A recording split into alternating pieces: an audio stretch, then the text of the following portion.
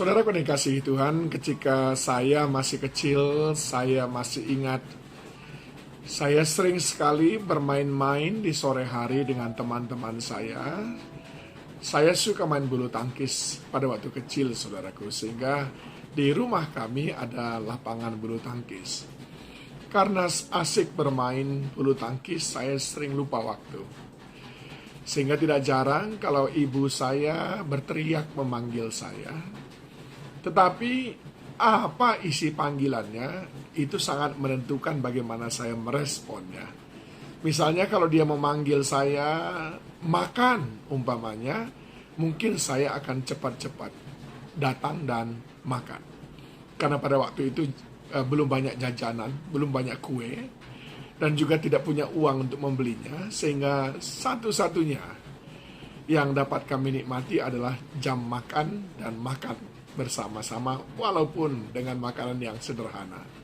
Tapi kalau isi panggilannya umpamanya kasih makan sapi, atau urus ternak umpamanya, atau cuci piring, maka mungkin saya meresponnya dengan ogah-ogahan, bahkan mungkin sampai 3 kali dipanggil baru saya datang. Nah, itu adalah manusiawi, lumrah. Saya kira saya tidak sendiri. Mungkin saudara pun pada masa kecilnya seperti itu. Tapi tahukah saudara, Tuhan tidak selalu memanggil saudara untuk menikmati segala kemudahan yang sebetulnya dia sanggup berikan. Tetapi menurut 2 Timotius 2 ayat yang ketiga, kita juga dipanggil untuk ikut menderita. Dikatakan ikutlah menderita sebagai seorang prajurit yang baik dari Kristus Yesus. Ternyata kita tidak hanya dipanggil untuk mengalami segala berkat-berkatnya, saudaraku. Tapi sebelum itu kita alami, dia juga inginkan supaya kita memahami panggilannya untuk kita bersama-sama menderita seperti dia. Sehingga suatu kali Yesus berkata kepada murid-muridnya, kamu juga akan mengalami aniaya seperti yang sudah aku alami. Bahkan di dalam pembicaraannya dengan murid-murid dalam Lukas pasal 21 ayat 12 sampai dengan 19 dikatakan begini, saudaraku. Tetapi sebelum semuanya itu kamu akan ditangkap dan dianiaya. Kamu akan diserahkan ke rumah-rumah ibadat dan penjara-penjara. Dan kamu akan dihadapkan kepada raja-raja dan penguasa-penguasa oleh karena namaku. Hal itu akan menjadi kesempatan bagi kamu untuk bersaksi. Sebab itu tetapkanlah di dalam hatimu, supaya kamu jangan memikirkan lebih dahulu pembelaanmu. Sebab aku sendiri akan memberikan kepadamu kata-kata hikmat, sehingga kamu tidak dapat ditentang atau dibantah lawan-lawanmu. Dan kamu akan diserahkan juga oleh orang tuamu, saudara-saudaramu, kaum keluargamu, sahabat-sahabatmu, dan beberapa orang di antara kamu akan dibunuh. Dan kamu akan dibenci semua orang oleh karena namaku. Tetapi tidak sehelai pun dari rambut kepalamu akan hilang. Kalau kamu tetap bertahan, kamu akan memperoleh hidup. Dijelaskan di sini berbagai jenis penderitaan yang kita alami, saudaraku. Yang pertama dikatakan bahwa kita mungkin akan ditangkap, dianiaya. Yang kedua, kita mungkin diserahkan ke rumah-rumah ibadat ataupun penjara yang akan dihadapkan kepada raja-raja dan penguasa oleh karena namaku. Ada pihak-pihak luar yang tidak senang dengan cara hidup kita sebagai pengikut Kristus. Itu yang pertama, saudaraku. Orang-orang dari pihak luar yang tidak senang, dan kita hidup di Indonesia dengan mudah kita menemukan orang-orang yang tidak senang, bahkan hanya ketika saudara sekedar menyebutkan nama Yesus. 2-3 minggu yang lalu saya melayani di Medan, saudaraku, dan salah seorang jemaat yang kami layani mengadu kepada saya bahwa tetangganya tidak senang ketika dia pagi-pagi sekali bernyanyi memuji Tuhan. Kebetulan tetangganya berbeda agama dengan dia. Saudara lihat itu? Dan tetangganya ini mencoba untuk mengajak orang lain untuk tidak menyenangi dia. diserahkan kepada orang-orang hanya karena demi nama Yesus Kristus. Tetapi bukan cuma orang luar, saudaraku. Dikatakan juga orang dalam. Ayat 16. Dan kamu akan diserahkan juga oleh orang tuamu, saudara-saudaramu, kaum keluargamu, dan sahabat-sahabatmu. Dan beberapa orang di antara kamu akan dibunuh.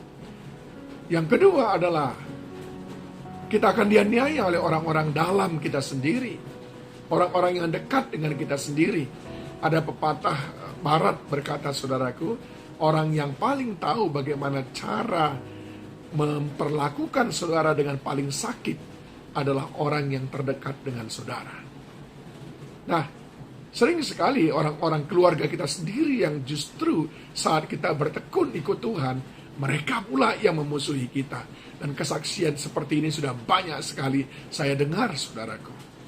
Jadi ada aniaya dari pihak luar, dan ada aniaya dari pihak dalam.